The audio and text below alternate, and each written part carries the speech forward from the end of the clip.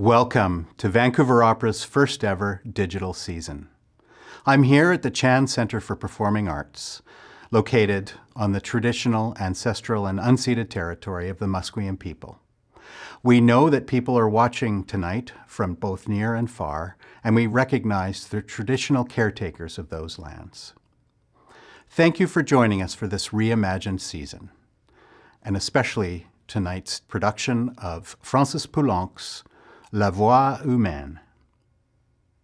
I'd like to thank everybody for supporting Vancouver Opera, all our musicians, our artists, and the arts community. And I'd especially like to thank Mission Hill Family Estate Winery for their support and sponsorship of our digital season. Now I'm thrilled to introduce the stage director of tonight's production, Rachel Peake. Thanks, Tom. So I was first introduced to La Voix Humaine from our singer, Mireille Lebel. She sent it to me, and I was immediately drawn into the story. It's the story of a woman who is embroiled in this great love affair, but that it's slipping away from her. And she knows it's going, but she knows the feelings are still there, and it's this desperation of how it's going to turn out. And I think that's incredibly relatable. I know it's something that I have experienced, and I know many of my friends have gone through it alongside me. So it's really something that I think a lot of people are really, it really speaks to them, to their heart, to their history. So the piece was originally a play by Jean Cocteau. It was written in the late 1920s and first premiered in 1930. And then our opera was composed by Francis Poulenc. And the two men were friends. They'd been friends for a long time, but it actually wasn't until the late 50s, 1958, that the piece turned into an opera, and then it premiered in 1959. So we've decided to place our world in 1959 in Paris, the year that the opera first premiered.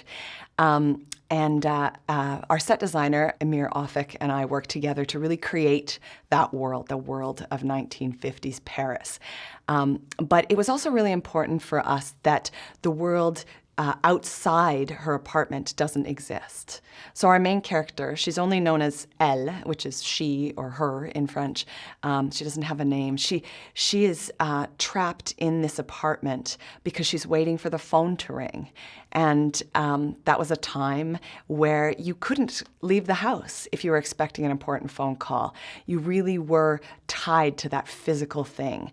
It's also a world where phone lines are shared, and so you have crossed phone calls and you have people listening in, all of which is not part of our world anymore, but is a really interesting slice of that time. And then the piece has transcended time and really speaks to our current time of this pandemic, because she wants to connect in person with this man that she loves. She wants to see him, to embrace him. She feels like that's the only way that they would actually be able to repair this. And she can't. The only way she can reach him is through this technology of the phone. And I think that's so relatable to how many of us are experiencing this pandemic. And the only way we can reach people we love is through the phone or through video voice calling. So I think that there's things about that time that speak so directly to our world. But what we've done is we've created this apartment in 1950s Paris, and we decided to just strip things away. So the only things that exist in her apartment are the furniture that she actually touches, or things that she refers to in the libretto. Everything else we've pared away. So it's this almost minimalist look into her world at this very specific time.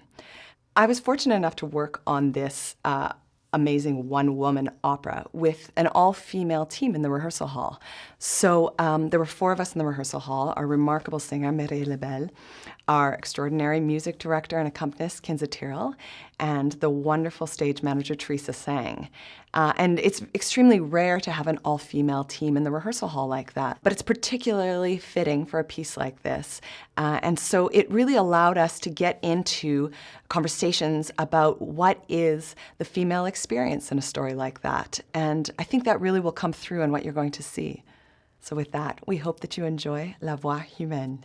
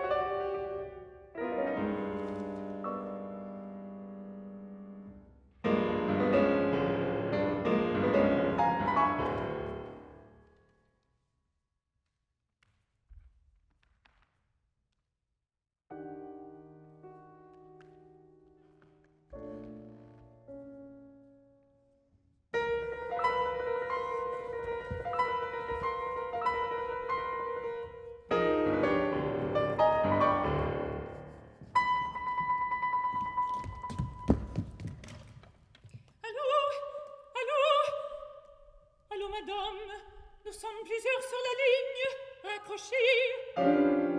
Vous êtes avec une abonnée.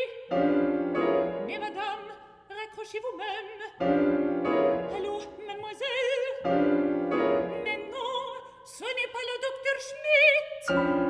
08 à 07. Allô? C'est ridicule. On me demande. Je ne sais pas. Allô? Mais madame, que voulez-vous que j'y fasse? Comment? Ma faute? Pas du tout. Allô, mademoiselle? Dites à cette dame de se retirer.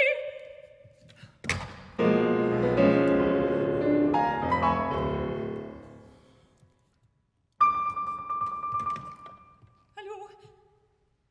C'est toi? Oui, très bien. C'était un vrai supplice de t'entendre à travers tout ce monde. Oui, oui. Non, c'est une chance.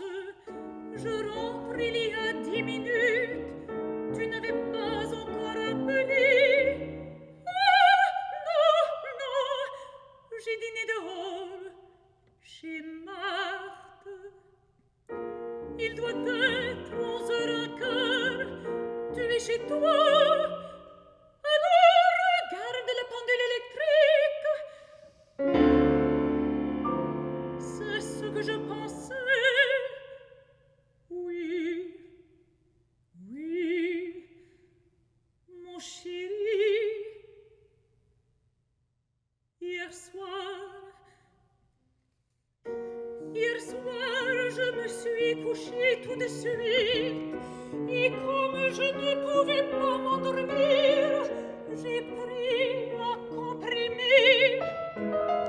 Non, un seul, à 9 heures. J'avais un peu mal à la tête, mais je me suis secouée. Marthe venait, elle a déjeuné avec moi. J'ai fait des courses, je suis rentrée à la maison. J'ai... Quoi?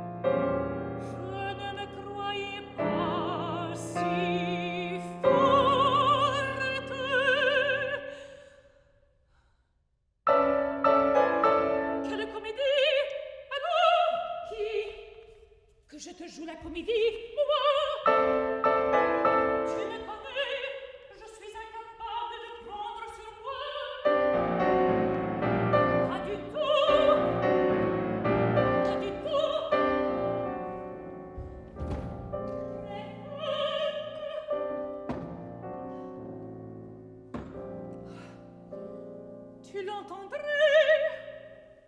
Je dis, tu l'entendrais. Je n'ai pas la voix d'une personne qui cache quelque chose. Non, j'ai décidé d'avoir du courage et j'en aurai. J'ai ce que je mérite. J'ai voulu être folle et avoir un bonheur fou. Chérie, écoute, allons, chérie, allons, laisse-moi parler, ne t'accuse pas, tout est ma faute. Si,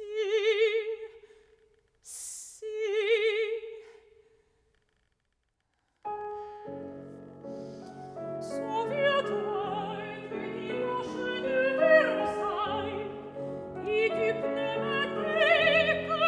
Ah, alors, c'est moi qui ai voulu venir, c'est moi qui t'ai fermé la bouche, c'est moi qui t'ai dit que tout m'était égal. Non, non, là tu es injuste. J'ai téléphoné la première un mardi, j'en suis sûre, un mardi 27. Tu penses bien que je connais ces dates par cœur.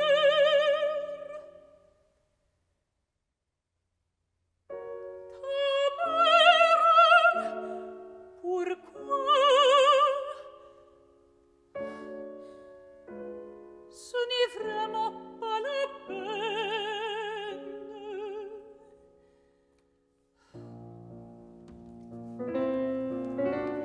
Je ne sais pas encore. Oui, peut-être. Oh non, sûrement pas tout de suite. Et toi?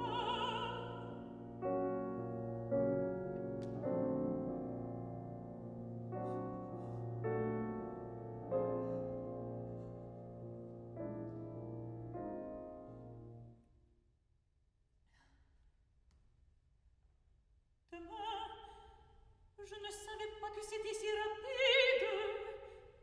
Alors, attends, c'est très simple. Demain matin, le sac sera chez le concierge. Joseph n'aura qu'à passer le prendre.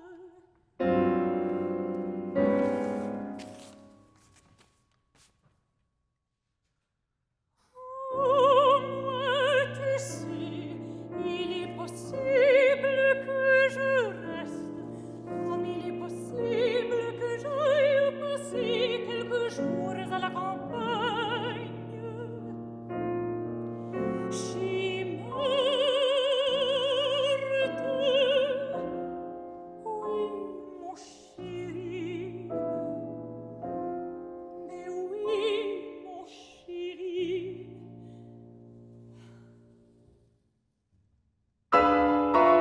Allô? Et comme ça, pourtant, je parle très fort. Et là, tu m'entends? Je dis, et là, tu m'entends? C'est drôle, parce que moi, je t'entends comme si tu étais dans la chambre. Allô? Allons, bon, maintenant, c'est moi qui ne t'entends plus. C'est mais très loin, très loin. Toi, tu m'entends? C'est chacun son tour. Non, très bien. J'entends même mieux que tout à l'heure, mais ton appareil résonne. On dirait que ce n'est pas ton appareil,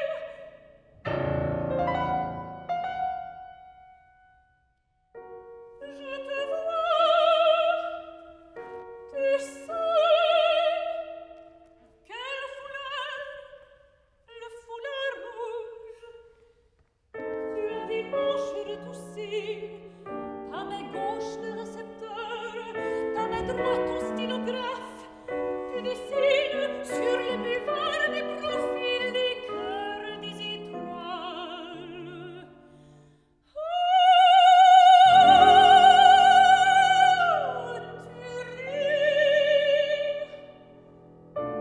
J'ai les yeux à la place des oreilles.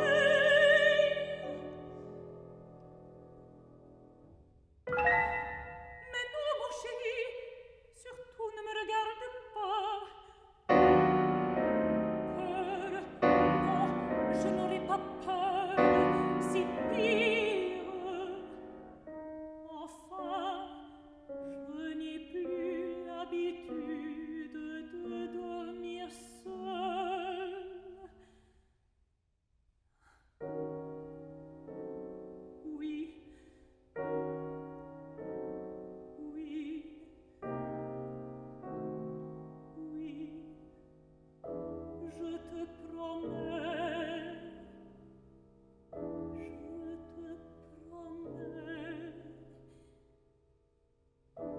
tu es gentil. Je ne sais pas, j'évite de me regarder, je n'ose plus allumer dans le cabinet de toilette. Hier, je me suis trouvée nez à nez avec une vieille dame.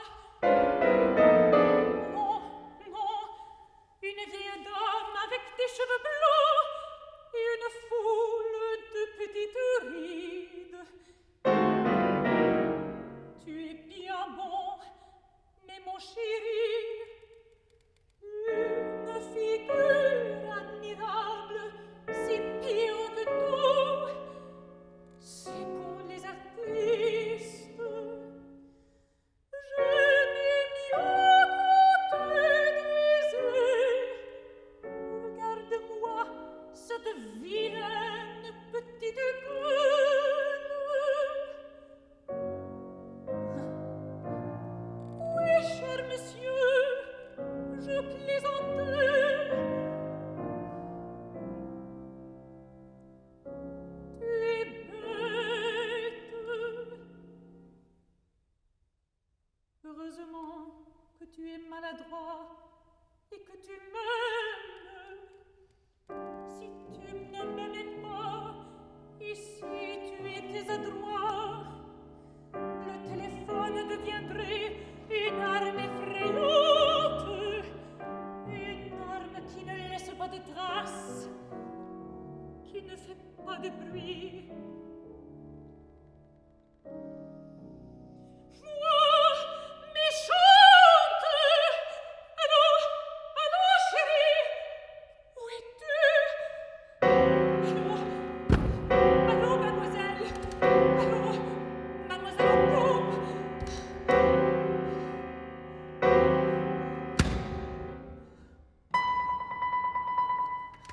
Allô, c'est toi? Mais non, mademoiselle, on m'a coupé. Je ne sais pas. C'est-à-dire... Si... Attendez... Auteuil 04,7. Allô?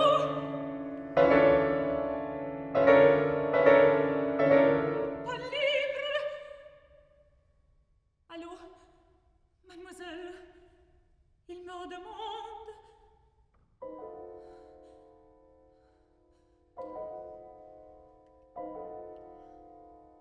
Bien.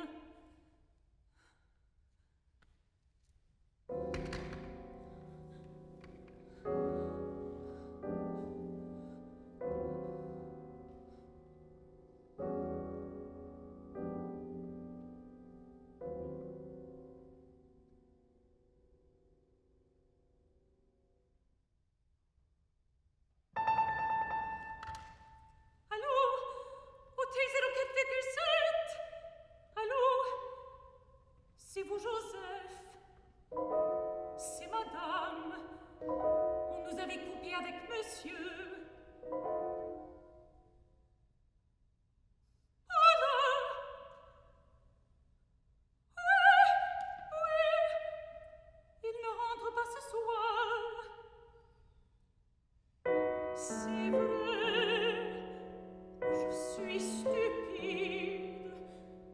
Monsieur me téléphonait d'un restaurant. On a coupé et je redemande son numéro. Excusez-moi, Joseph. Merci. Merci.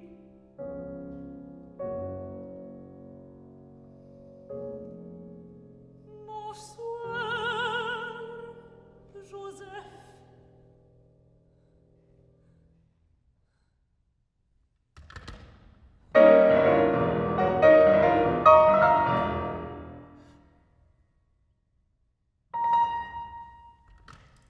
Allô?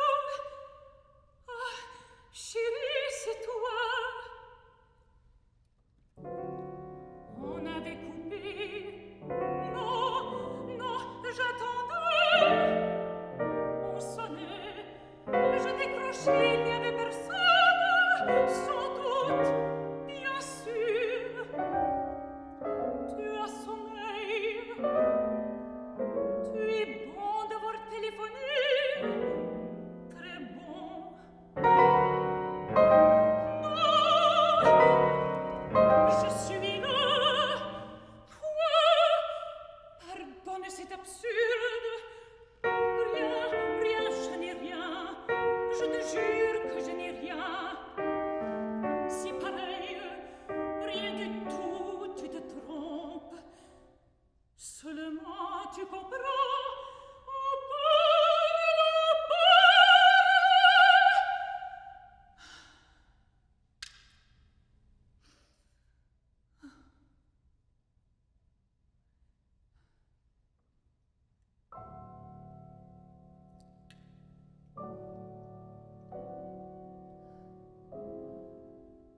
Écoute, mon amour, je ne t'ai jamais menti. Oui, je sais, je te crois, j'en suis convaincue. Non, ce n'est pas ça.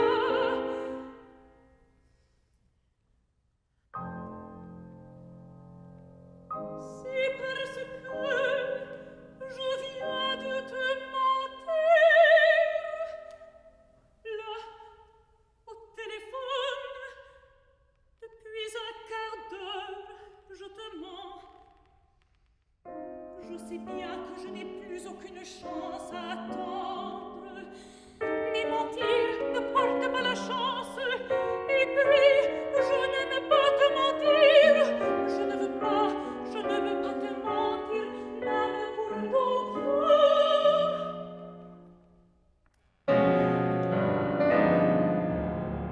Oh, rien de grave, mon chéri. Seulement je mentais en te décrivant ma robe et en te disant que j'avais dîné chez Marthe. Je n'ai pas dîné, je n'ai pas ma robe rose, j'ai un manteau sur ma chemise, parce qu'à force d'attendre ton téléphone, à force de regarder l'appareil, de m'asseoir, de me lever, de marcher à l'horloge, je devenais folle.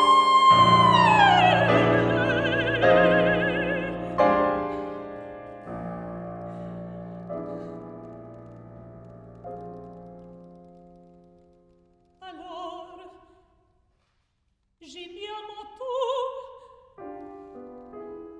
et j'allais sortir, prendre un taxi, me faire mener sous tes fenêtres pour attendre. Eh bien, attendre, je ne sais quoi.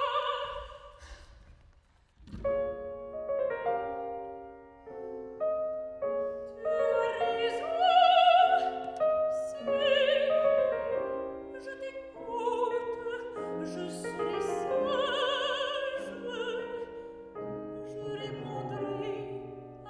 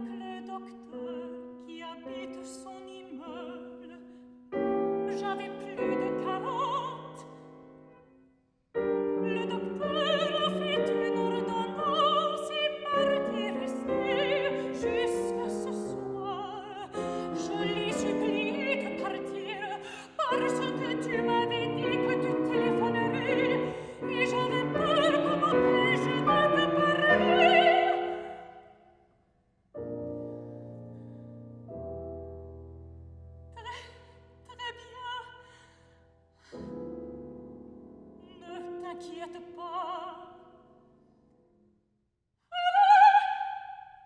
Je croyais qu'on avait coupé.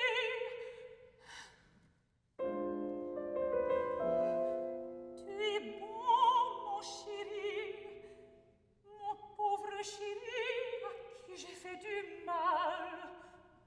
Oui, parle, dis n'importe quoi, je souffrais aimer ou liberté. Il suffit que tu parles pour que je me sente bien, que je ferme les yeux.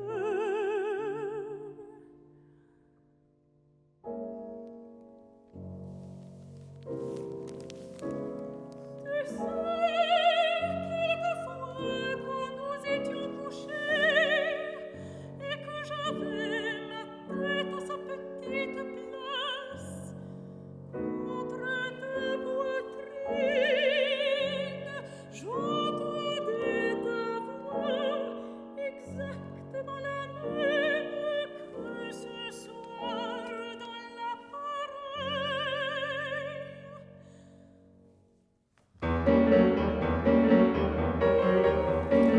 Allô, j'entends de la musique.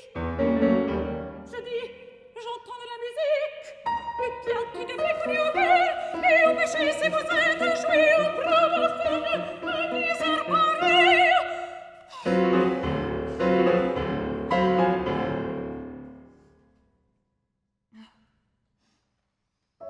C'était l'été. Tu restes, le docteur de Malte reviendra demain. Ne t'inquiète pas, mais oui,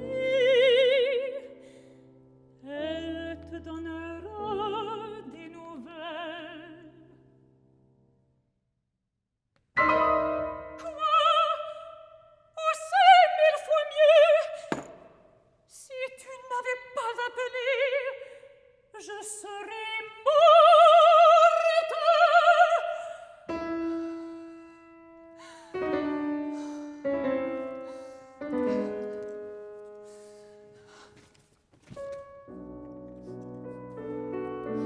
Pardonne-moi, je sais que cette scène est intolérable et que tu as bien de la patience. Mais comprends-moi, je souffre.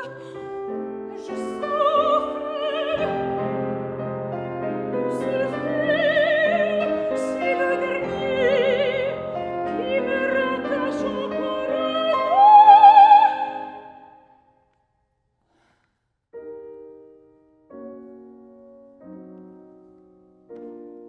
avant-hier soir, j'ai dormi, je m'étais couchée avec le téléphone. Non, dans mon lit. Oui, je sais, je suis très ridicule, mais j'avais le téléphone dans mon lit. Et malgré tout, on est relié par le téléphone.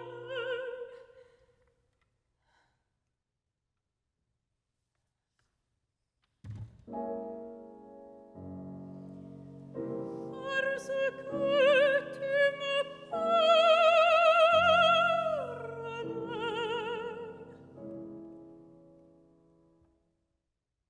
Voilà 5 ans que je vis de toi, que tu es mon seul air respirable, que je passe mon temps à t'attendre, à te croire mort si tu es en retard, à mourir, de te croire mort, à revivre quand tu entres et quand tu es là enfin, à mourir de peur que tu partes.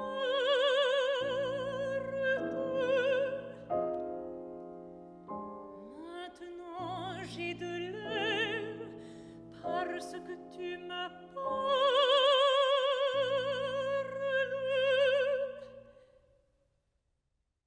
entendu, mon amour, j'ai dormi parce que c'était la première fois.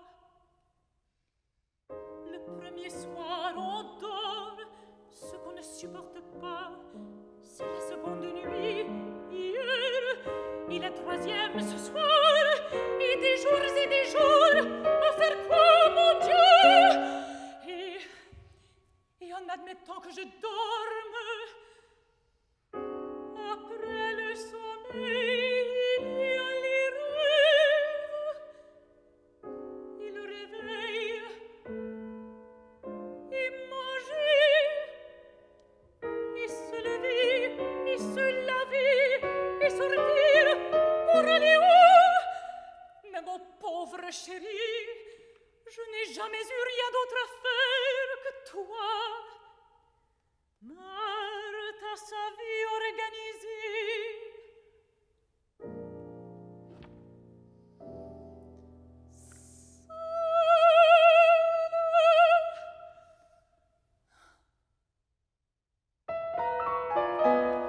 Voilà 2 jours qu'il ne quitte pas l'antichambre. J'ai voulu l'appeler, le caresser. Il refuse qu'on le touche. Un peu plus, il me mordrait. Oui, moi, je te jure qu'il m'effraie. Il ne mange plus, il ne bouge plus. Et quand il me regarde, il me donne la chair de poule. Comment veux-tu que je sache? Il croit peut-être que je lui fais du mal. Pauvre bête, je n'ai aucune raison de lui en vouloir. Je ne le comprends que trop bien.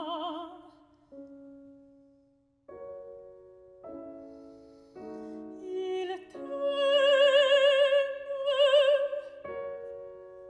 il ne te voit plus rentrer.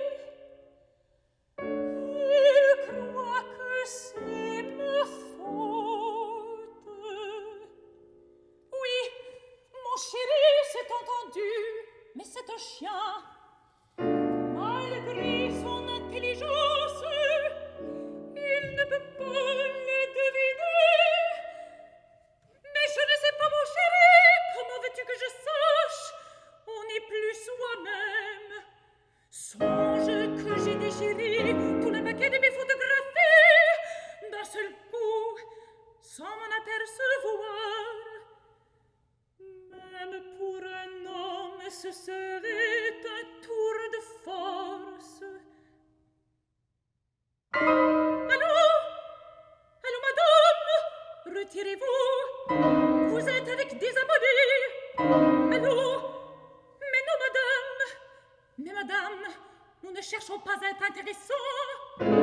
Si vous nous trouvez ridicules, pourquoi perdez-vous votre temps au lieu de raccrocher? Oh,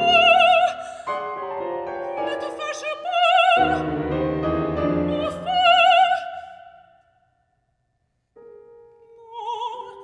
Non, elle a raccroché.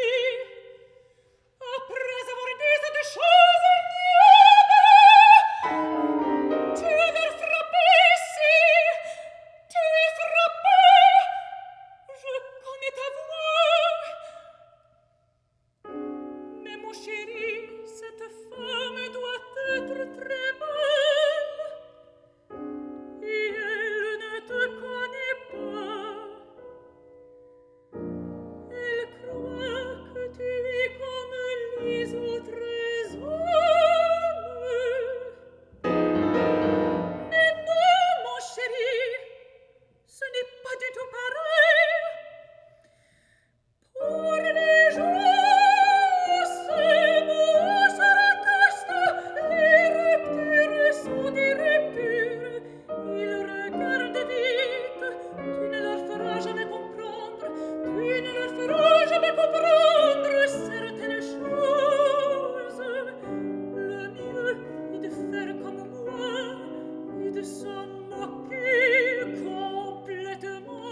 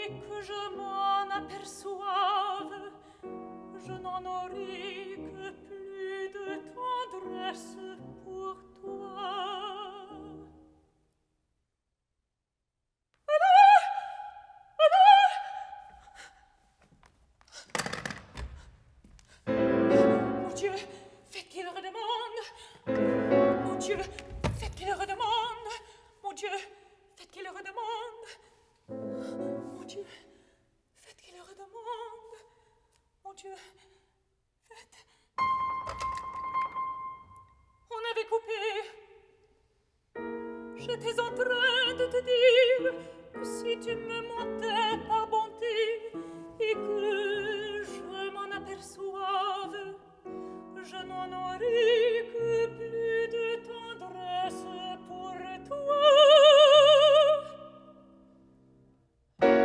Bien sûr, tu es fou, mon amour, mon cher amour.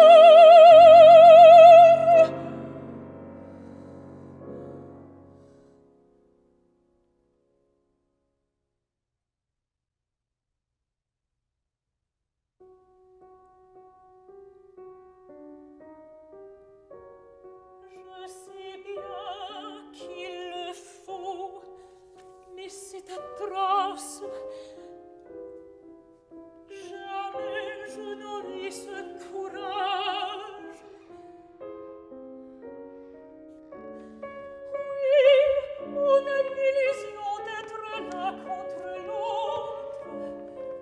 Et brusquement, on met des caves, des égouts, toute une ville entre soi. J'ai le fait autour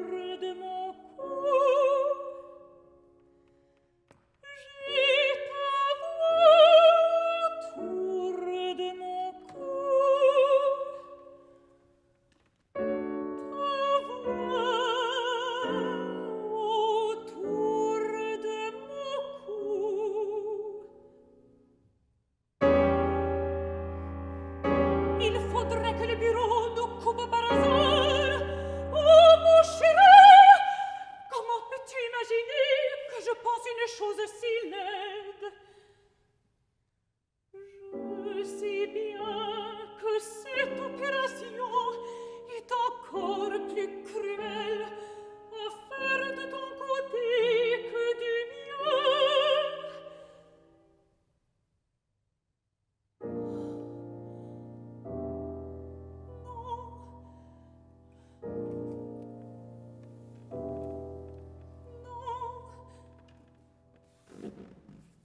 À Marseille, écoute chérie, puisque vous serez à Marseille après-demain soir, je voudrais, enfin, j'aimerais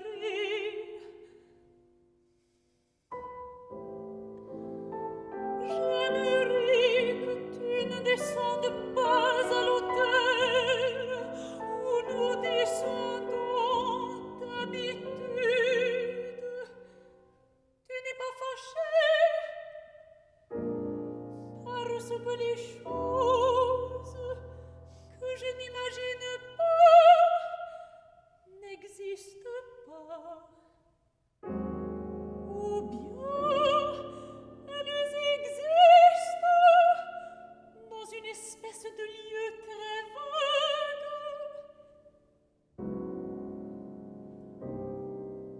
et qui fait moins mal. Tu comprends? Merci. Merci. Tu es bon. Je t'aime.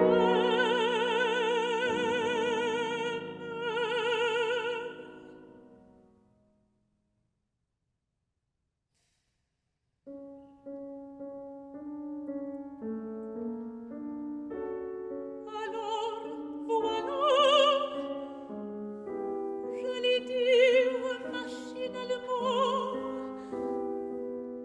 à tout de suite.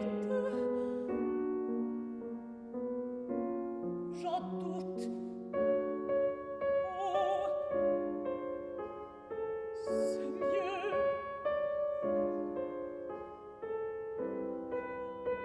Beaucoup mieux.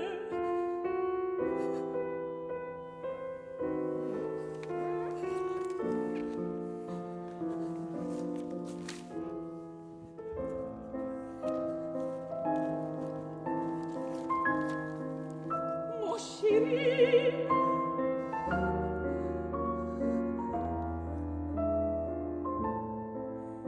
mon beau chéri.